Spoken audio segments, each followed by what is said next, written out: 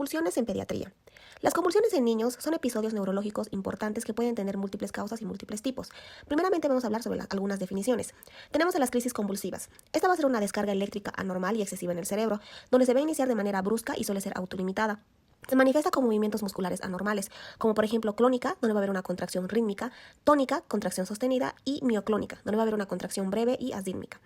También tenemos a las crisis epilépticas. Estos van a tener síntomas motores, sensoriales, psíquicos o autonómicos. Van a derivar de una activación repetida y crónica de neuronas y tienen correlato electroencefalográfico.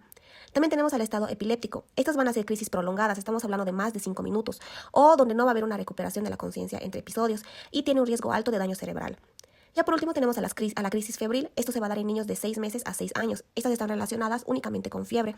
Y aquí se excluye epilepsia y se considera un trastorno benigno en la mayoría de los casos. Clasificación de crisis epilépticas según la Liga Internacional contra la Epilepsia. Tenemos a las crisis parciales o focales y a las crisis generalizadas. Las crisis parciales se dividen en simples y complejas. Las simples van a ser sin alteración de la conciencia, donde van a llegar a ser motoras, sensoriales, autonómicas o psíquicas. Y las complejas, donde sí va a llegar a haber una alteración de la conciencia y pueden iniciar como simples y llegar a evolucionar. También tenemos a las crisis generalizadas, donde van a llegar a afectar a ambos hemisferios cerebrales desde el inicio. Van a ser crisis de ausencia típicas o atípicas. Y van a llegar a ser también crisis tónico-clónicas, que van a incluir mioclónicas, clónicas, tónicas o atónicas. También tenemos a las crisis epilépticas no clasificadas.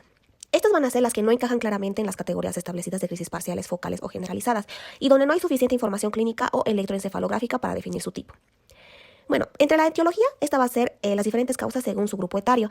En los neonatos vamos a ver que se va a dar más frecuentemente cuando va a haber una encefalopatía hipóxico-isquémica, infecciones donde va a haber alteraciones electrolíticas, deficiencia de la vitamina B6, errores congénitos del metabolismo, malformaciones o hemorragias cerebrales. En los lactantes y niños se va a dar mayormente por convulsiones febriles, infecciones del sistema nervioso central, intoxicaciones, epilepsia, etc. Y en los adolescentes debido a traumatismos craneales, tumores, epilepsia, intoxicaciones ya sea por alcohol o drogas. En los primeros 5 minutos hay que darle soporte vital al paciente. Es esencial mantener una vía aérea permeable durante todas las etapas del tratamiento, aspiración de las secreciones, cánula orofaringea, lateralización de la cabeza para evitar una broncoaspiración y intubación endotraqueal en el paciente con depresión respiratoria mantenida. Todos los niños deben recibir oxígeno suplementario o mascarilla de oxígeno con alta concentración para mejorar la hipoxia cerebral. Puede ser preciso presión positiva continua de la vía aérea y ventilación invasiva precedida de una intubación endotraqueal. Se debe realizar monitorización continua de frecuencia cardíaca, tensión arterial en todos los pacientes, asegurar un buen acceso venoso, preferiblemente tener al menos 2 vías venosas. Obtención de una analítica básica de gases, glucosa, hemograma, coagulación, urea, creatinina, calcio, magnesio, transaminasas, tasas plasmáticas de anticonvulsivantes, si tenía tratamiento previo, intoxicaciones, amonios, si se sospecha de infecciones, cultivos y proteína C reactiva. Mantener la presión sanguínea en el rango normal con medidas que incluyen líquidos por vía intravenosa y bolos de fluidos e inotropos. En esta fase es necesario realizar también un rápido examen neurológico para la clasificación de la epilepsia. Se debe realizar exploración neurológica completa, con atención especial a pupilas, escala de coma de Glasgow, alteraciones focales, posturas anormales, signos meningios, fontanela. La existencia de focalidad neurológica o un retraso importante en la recuperación del nivel de conciencia nos hará valorar la realización de una prueba de imagen. Es preciso comprobar la existencia o no de exantemas, hematomas, signos de sepsis o traumatismos. Para las indicaciones de fármacos antiepilépticos en urgencias, si la crisis inicia antes de llegar a las urgencias, se supone una duración mayor a 5 minutos. En urgencias, una duración de 3 a 5 minutos. Si no se dispone de una vía intravenosa, administrar midazolam oral de 0,3 miligramos por kilo peso o midazolam intramuscular de 0,2 miligramos por kilo peso o diazepam rectal de 0,5 miligramos por kilo peso. Si se dispone de una vía intravenosa, administrar diazepam de 0,1 a 0,2 miligramos por kilo peso en niños mayores de 5 años y 5 miligramos en niños menores de 5 años.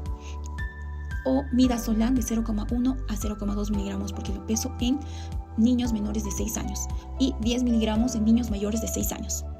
Si no cede en los 5 minutos, administrar la segunda dosis de diazepam vía intravenosa. Continuando con el tratamiento farmacológico, vamos a tener lo que son los fármacos de segunda línea, donde estos se van a encontrar lo que es el levetiracetam. Este se va a iniciar vía intravenosa, 40 miligramos por kilogramo, máximo 4,5 gramos, a pasar en 5 minutos. También se va a encontrar lo que es el ácido valproico o valproato, por vía intravenosa, 40 miligramos por kilogramo, máximo 3 gramos, a pasar en 5 minutos. También se va a encontrar lo que es la fenitoína, que esta también se va a indicar por vía intravenosa, 20 miligramos por kilogramo, máximo 1,5 gramos, a velocidad de 1 miligramo por kilogramo por minuto, a pasar en 20 minutos. En el segundo fármaco de segunda línea vamos a tener lo que es el levetiracetam, vamos a tener el ácido valproico, la fenitoína, Y en caso de que este medicamento si no va a ceder en 10 minutos, total 30 minutos, el manejo en unidad de cuidados intensivos va a ser lo que es el midazolam en 0,2 miligramos por kilogramos, bolo de 0,05 a 0,4 miligramos por kilogramos hora. También vamos a tener lo que es el propofol de 3 a 5 miligramos por kilogramos, bolo de 5 a 10 miligramos por kilogramos hora.